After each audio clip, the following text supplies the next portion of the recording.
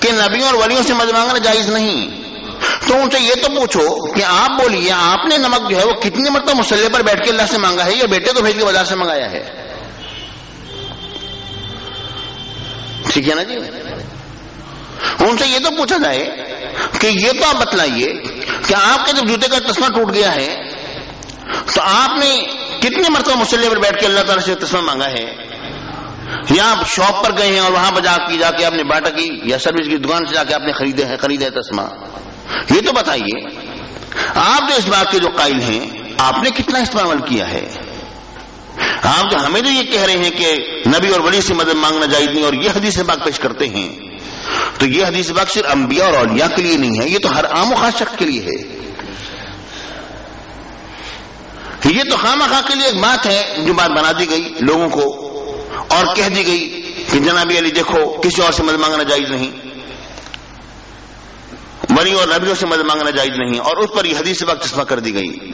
حدیث پاک کا یہ مفہوم نہیں جو کہ لوگوں نے سمجھا، بلکہ وہی مفہوم لیا جائے گا جو میں نے عرض کیا، یعنی حدیث پاک یہ بات ثابت کر رہی ہے کہ تمہارا ما فوق الاسباب اور ما تحت الاسباب کی قید لگانا غلط ہے۔ یہ جو تم نے قید لگائی ہے غلط ہے۔ تمہارا عقیدہ یہ ہونا چاہیے کہ چاہے ما تحت الاسباب سے معاملات ہو یا ما فوق الاسباب سے، ہر چیز میں ہم اللہ ہی سے مدد طلب کرتے ہیں، کسی اور سے مدد نہیں مانگتے۔ نمک بھی مانگنا ہوگا تو اللہ ہی سے مانگیں گے، اگر ہمارا جوتے کا تسمہ ٹوٹ جائے گا تو وہ بھی ہم اللہ ہی سے مانگیں گے۔ یہ دکاندار سبب اور وسیلہ ہے، یہ بیٹا جو لے کر آتا ہے یہ سبب اور وسیلہ ہے، یہ تمام وسائل اور اسباب ہیں، حقیقی مدد کرنے والا تو اللہ تعالیٰ ہی ہے۔ آپ یہ بتلائیے آپ دکان پر گئے ہوئے ہوں، آپ کے جیب میں پیسے بھی ہوں، دکاندار بھی موجود ہو، آپ ان کو پیسے دیں اور وہ جناب یعنی آپ کو نمک دیں، یہ بھی تو ممکن ہے کہ وہ نہ دے۔ آپ ایک دکاندار کے پاس جاتے ہیں، وہ چیز وہ آپ کو نہیں دیتا، تھوڑی دیر کے بعد آپ دوبارہ اسی کے پاس جاتے ہیں، وہی چیز وہ آپ کو اتنے ہی دام میں دے دیتا ہے جتنے میں پہلے آپ انکار کر کے آئے تھے، اس نے انکار کیا تھا، ٹھیک ہے نا جی، اسی دام پر وہ آپ کو دے دیتا ہے۔ مطلب یہ ہے کہ دینے والا اللہ ہے، وہ بتلا رہا ہے کہ اگر دینے والا یہ دکاندار ہوتا تو پہلے اسے دے دیا ہوتا، لیکن میں تمہیں بتلانے کے لیے کہ حقیقی مددگار میں ہی ہوں، یہ دکاندار سب اور وسیلہ ہیں۔ اس وقت ہمارا ارادہ یہ نہ ہوا تھا کہ یہ تمہاری مدد کرے، ہم نے تمہیں چیز نہیں لینے دی تھی، اب میرا ارادہ ہو گیا ہے، اس بنا پر اب میرا ارادہ یہ ہے کہ تمہیں دے دے، تو یہ سبب اور وسیلہ ہے، اب تمہیں دے رہا ہے۔ حالانکہ پہلے بھی وہی دکاندار تھا، پہلے بھی اتنی ہی اس کی عقل تھی، پہلے بھی اس کی وہی سوچ تھی، تو اس نے مزید کو بادام اور پستہ کھا کر اپنی عقل کو بڑھایا نہیں، اس نے کوئی ریاضت کر کے اپنی ذہنی سوچ کو اس نے کوئی مزید استعمال نہیں کیا، وہ وہی کا وہی ہے۔ ابھی 10 منٹ پہلے تو آپ نے اس کو انکار کیا تھا، دوبارہ جب کہیں تو وہ کہتا ہے آپ کو یہ دعوا دے کے بلاتا ہے، آئیے وہی دام ہے، آ جائیے لے جائیے چیز۔ یہ کیا مسئلہ ہے؟ مسئلہ یہی بتایا گیا ہے کہ حقیقی مددگار میں ہی ہوں، یہ دکاندار نہیں۔ اگر یہ دکاندار ہوتا تو پہلے بھی تم اس کے پاس آئے تھے۔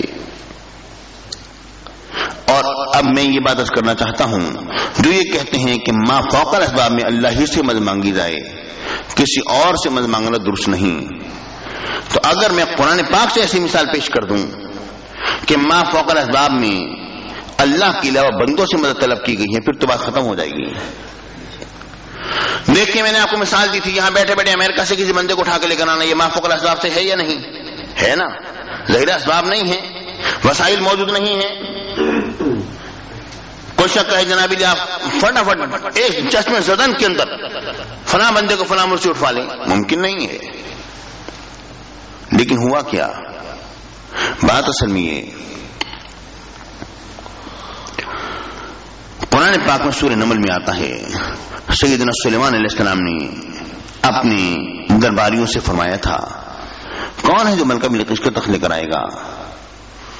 قال عفریت من الجن، ایک خبیث کبھی ہے کہ جن کھڑا ہوا، تخت میں حاضر کیے دیتا ہوں آپ کو اٹھنے سے پہلے پہلے۔ قال الذی عنده علم من الکتاب، وہ شخص بولا جس کے پاس کتاب کا تھوڑا سا علم تھا، علم الکتاب نہیں، علم من الکتاب ہے، کتاب کا تھوڑا سا علم جس کے پاس تھا، وہ شخص بولا۔ اس نے کیا کہا؟ انا آتیک بہ قبل ان یرتد الیک طرفک، لبک نگاہ سے پہلے وہ تخت میں حاضر کیے دیتا ہوں۔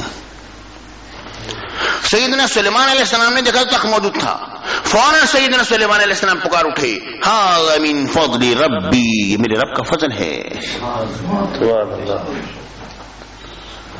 یہ میرے رب کا فضل ہے۔ فوراً پکار اٹھے۔ ھذا من فضل ربی جو ہے مفسرین اکرام فرماتے ہیں کہ یہ سیدنا سلیمان علیہ السلام کا مقولہ ہے، یعنی جب وہ بندہ لے کر آیا اس نے کہا میں لے کر آتا ہوں، آپ نے فرمایا یہ میرے رب کا فضل ہے جو وہ تخت آ گیا۔ مطلب یہ ہے کہ اے عاصم بن برقیہ، اے تخت کے لانے والے، آپ حقیقتاً آپ تخت لے کر آنے والے نہیں، آپ محض ایک سبب اور وسیلہ ہیں، حقیقتاً لانے والا اللہ ہے۔ یہ میرے رب کا فضل ہے کہ اس نے آپ کو اس کام کے لیے سبب اور وسیلہ بنا دیا۔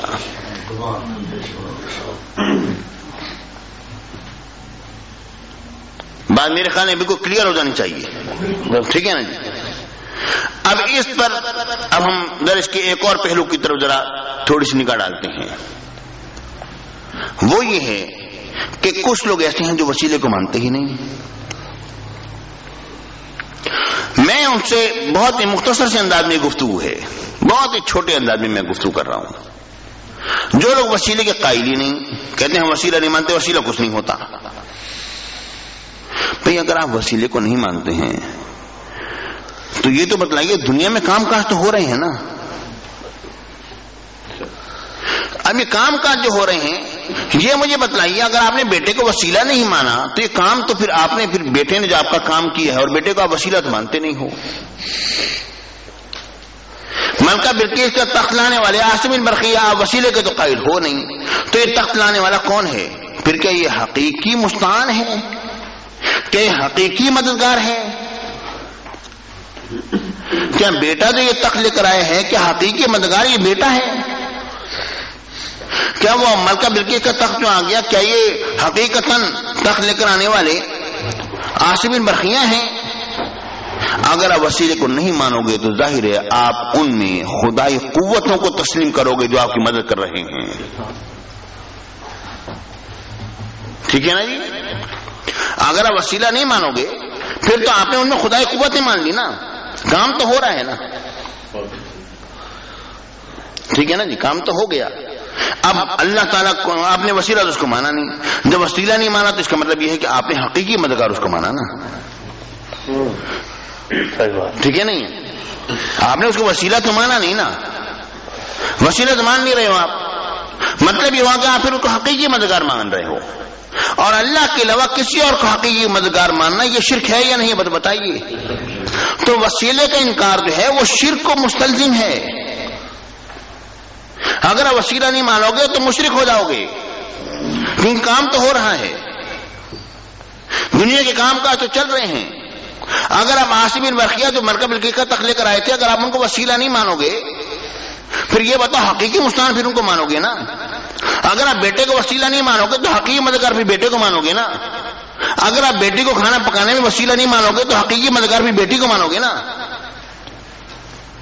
اور حقیقی مددگار اللہ کے علاوہ کسی اور کو ماننا یہ شرک ہے۔ تو وسیلے کا انکار جو ہے وہ دراصل شرک کو مستلزم ہے۔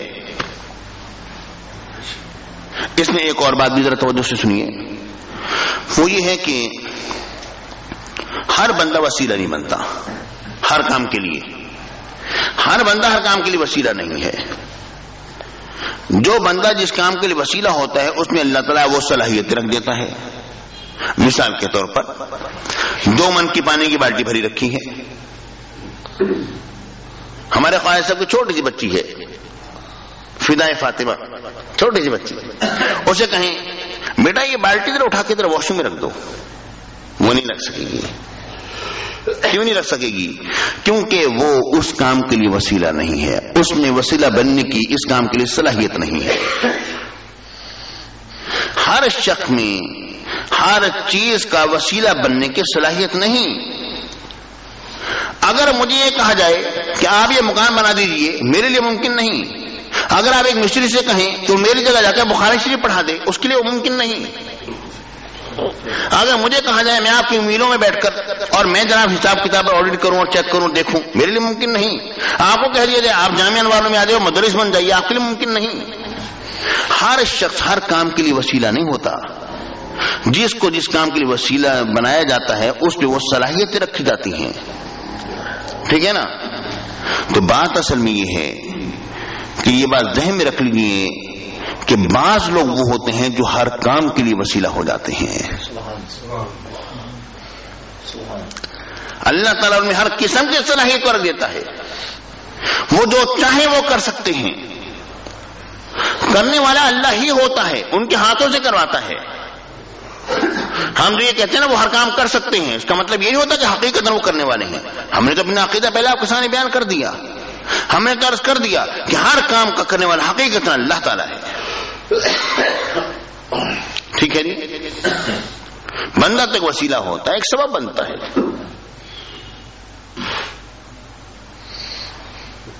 اب اس پر ایک سوال ذہن میں آ سکتا ہے, اس سوال کا میں جواب دیتا ہوں. وہ بہت اہم سوال ہے. دنیا میں تو اچھائیاں بھی ہو رہی ہیں اور برائیاں بھی ہو رہی ہیں, تو ہر کام کا کرنے والا کیا اللہ تعالیٰ ہے؟ یہ سوال ذہن میں آ سکتے ہیں آپ کے.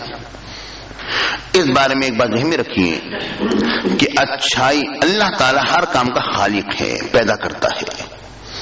اس کے پیدا کیے بغیر کوئی بندہ وہ کام نہیں کر سکتا. قرآن مجید میں رب العالمین نے فرمایا, بڑا ہی باریک ترین مسئلہ ہے جو میں چھیڑ رہا ہوں اس وقت. پروردگار نے فرمایا واللہ خلقکم وما تعملون, اللہ تعالیٰ نے تمہیں بھی پیدا فرمایا اور جو کچھ تم کرتے ہو اس کا خالق بھی اللہ تعالیٰ ہی ہے. ٹھیک ہے نا؟ یعنی جب نمازی نماز پڑھتا ہے تو اپنے اللہ تعالیٰ نے ہمیں بھی پیدا کیا, اور جو اب ہم عمل کرنے لگے ہیں ہمارے اس عمل کو بھی اللہ تعالیٰ ہی پیدا فرما رہا ہے. ٹھیک ہے نا؟ لیکن یہ بات ذہن میں رکھیں کہ کسی بھی چیز کی تخلیق جو ہے وہ عیب نہیں, چاہے وہ بری ہی کیوں نہ ہو. مثال کے طور پر اللہ تعالیٰ نے جہاں بکریوں کو پیدا فرمایا وہاں پر پروردگار نے سور کو بھی تو پیدا فرمایا ہے نا, اور سور تو نجس العین ہے, خنزیر تو نجس العین ہے. جہاں پروردگار نے آنکھ کے آنسو کو پیدا فرمایا وہاں پروردگار نے پیشاب کے قطرے کو بھی تو پیدا فرمایا ہے نا. کسی بھی بری چیز کی تخلیق عیب نہیں ہے, لیکن اس کا کسب کرنا, برائی کا کسب کرنا عیب ہے. بندہ خالق نہیں ہے, خالق اللہ ہی ہے. بندہ فقط کاسب ہے, اس کو کسب کرتا ہے, وہ کام کر گزرتا ہے. جب وہ کرتا ہے اللہ تعالیٰ اس فعل کو ظاہر کر دیتا ہے, پیدا فرما دیتا ہے. اس لیے اللہ تعالیٰ پر کوئی بھی اعتراض وارد نہیں ہوگا, کیونکہ وہ تو محض خالق ہے. اے بندے, تو نے چوری کا ارادہ کیا ہے, اگر میں تیرے ہاتھ پر اس عمل کو پیدا نہ کروں تو پھر تو بندہ جو ہے مجبور ہو جائے نیکی کرنے پر. ٹھیک ہے نا؟ اگر اللہ تعالیٰ اچھائی کو اگر پیدا نہ کرے کسی بندے کے ہاتھ پر تو بندہ پھر مجبور ہو جائے برائی کرنے پر. اللہ تعالیٰ محض خالق ہے, کاسب بندہ ہے. اللہ تعالیٰ ہر چیز کا خالق ہے, خالق وہی ہے, بندہ کسب کرتا ہے, بندہ کماتا ہے, کرتا ہے انسان کام. جو وہ کرتا ہے اس کے مطابق پھر کو جزا اور ثواب اس پر مرتب ہوتا ہے. میرے خیال میں مسئلہ کلیئر ہو گیا ہوگا. ٹھیک ہے نا؟ اس میں کوئی اعتراض نہیں, کوئی ابہام نہیں رہنا چاہیے. مسئلہ انتہائی نازک ہے اور میں نے اس مسئلے کو بہت ہی جامعیت اور اختصار کے ساتھ میں نے بیان کیا ہے.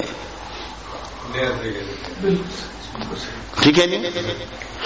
اب ہم اس طرف آتے ہیں کہ جب اللہ رب العالمین نے ساری کائنات کو دراصل وسیلہ بنایا ہے, اور ہر شخص ہر کام کے لیے وسیلہ نہیں. بعض لوگ ایسے ہوتے ہیں جو ہر کام کے لیے وسیلہ بن جاتے ہیں. ٹھیک ہے نا؟ وہ کیسے؟ میں آپ کو مثال دیتا ہوں, سمجھانے کے لیے بات کہتا ہوں. مثلا یہاں کے اس شہر ملتان شہر کے جو بھی بڑے اشخاص ہیں, افراد ہیں, حکومت کی طرف سے